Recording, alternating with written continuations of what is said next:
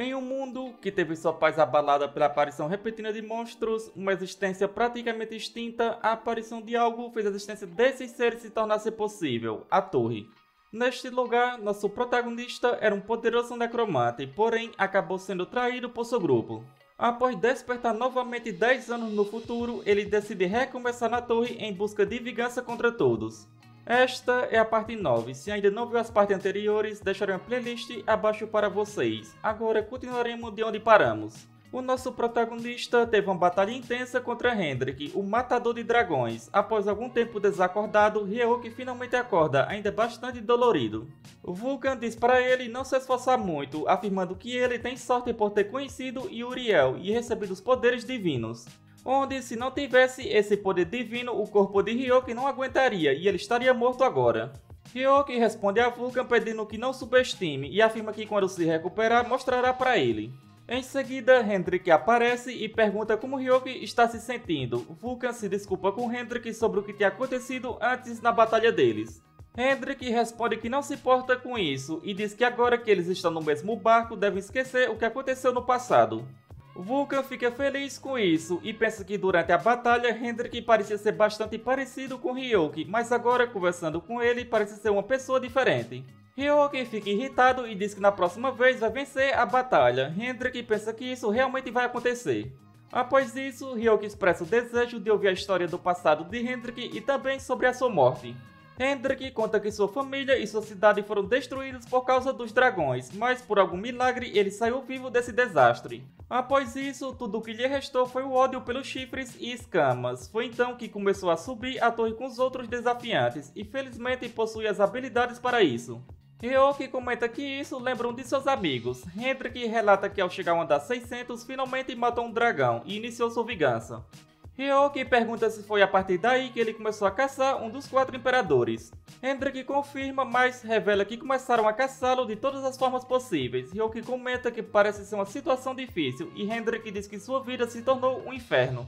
Essa é a sua história. Além disso, ele revela que quanto mais forte se torna e mais alto sobe nos andares, menos eficazes se tornam as punições. Ryuk sabe que a punição é um sistema que evita que um desafiante de alto nível monopolize a torre, limitando as habilidades de um desafiante de alto nível se ele descer de um andar superior para um andar inferior. E foi por causa disso que ele conseguiu enfrentar Goldlich, e se a punição não tivesse sido aplicada a ele, naquele momento Ryuk teria morrido com um único ataque.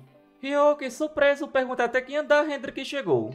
Ele revela que conseguiu chegar até o andar 900, e foi neste momento que a sua jornada chegou ao fim. Ryuk pensa que esse cara realmente estava destinado a conquistar essa torre. Hendrik fala que os 4 imperadores formaram uma grande força para persegui-lo e eliminá-lo, e no final ele não conseguiu resistir às dezenas de seguidores dos 4 imperadores e morreu. Ele também fala que isso é uma ironia do destino, onde de todas as raças que ele podia se tornar, ele foi revivido no corpo de um dragão. Ryuk fala que não deve ter sido fácil para ele. Hendrik fala que no começo tentou tirar a própria vida, mas devido a esse corpo ser muito resistente, não conseguiu. Com isso, decidiu seguir o destino e usar esse corpo para concluir sua vingança.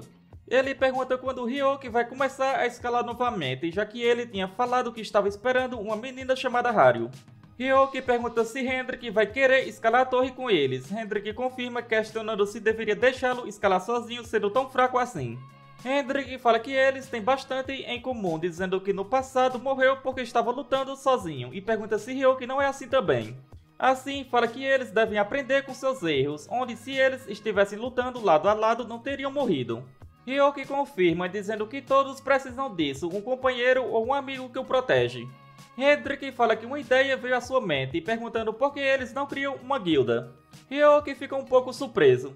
Em outro lugar, no andar 600, na guilda Segunk, uma mulher chega e fala que isso é muito chato, perguntando como isso pode acontecer.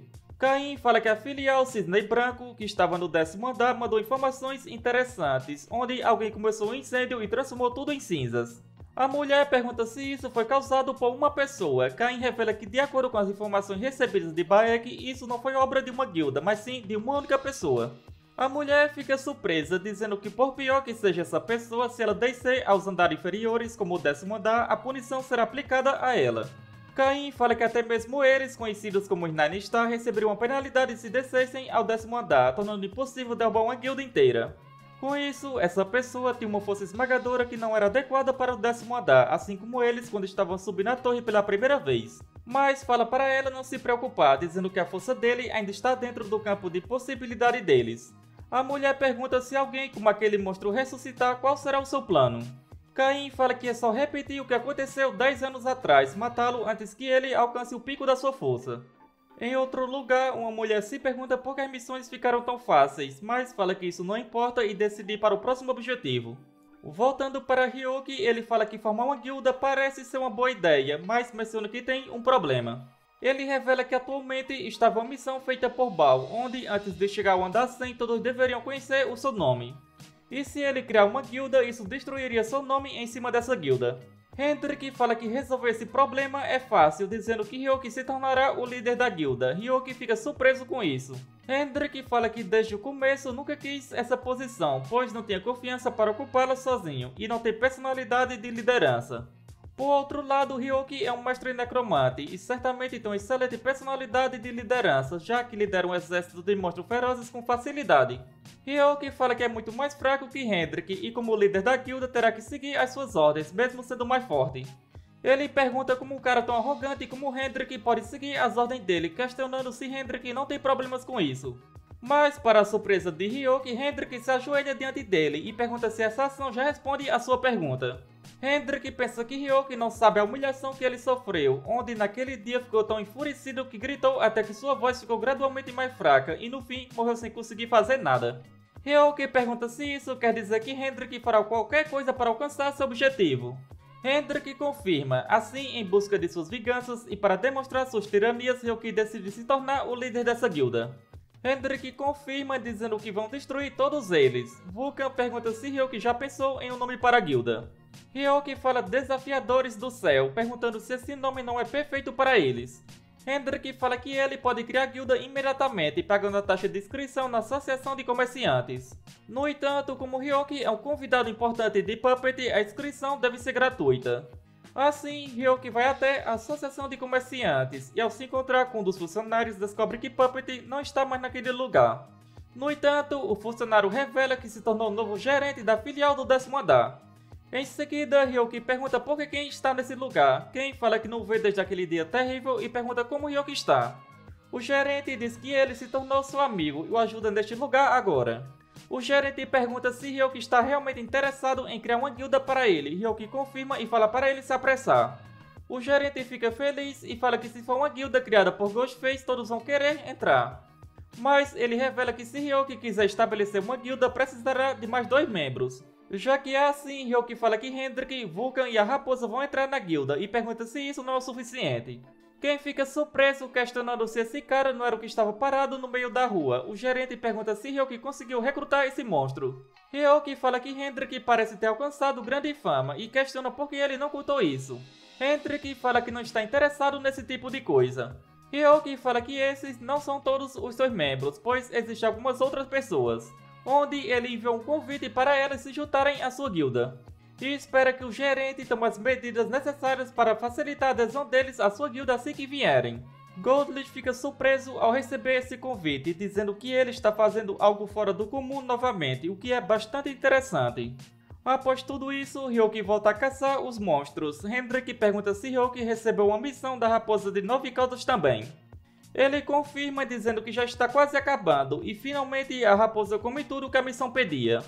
Logo em seguida, uma forte luz aparece. Hendrik pergunta se Hyoki pensou no que aconteceria se alimentasse com toda aquela carne crua. A raposa de 9 caudas informa que seu filho estava se transformando em sua verdadeira forma. Rapidamente, Vulcan fala para Hyoki olhar e, para a surpresa de Hyoki, a raposa estava se transformando na forma de uma pessoa, transformando-se em uma garota. Logo em seguida, Hyoki vai até ela e a segura, e Baal fala que é uma criança muito bonitinha, e a raposa fala que isso é claro já que ela é sua filha. Após isso, para a surpresa deles, essa criança chama Hyoki de pai. Para piorar tudo, Haru chega logo em seguida e ouve tudo, questionando se Hyoki tem uma filha. Hyoki pensa que de todos os momentos possíveis, porque ela tinha que aparecer justo agora. E assim, chegamos ao final deste vídeo. Como sempre, espero que tenham curtido. Não se esqueça de deixar o seu like e se ainda não é inscrito, não custa nada se inscrever. Isso me motiva bastante a trazer novos vídeos o mais rápido possível. Se chegou até aqui, só tenho a agradecer. Nos vemos no próximo vídeo. Falou!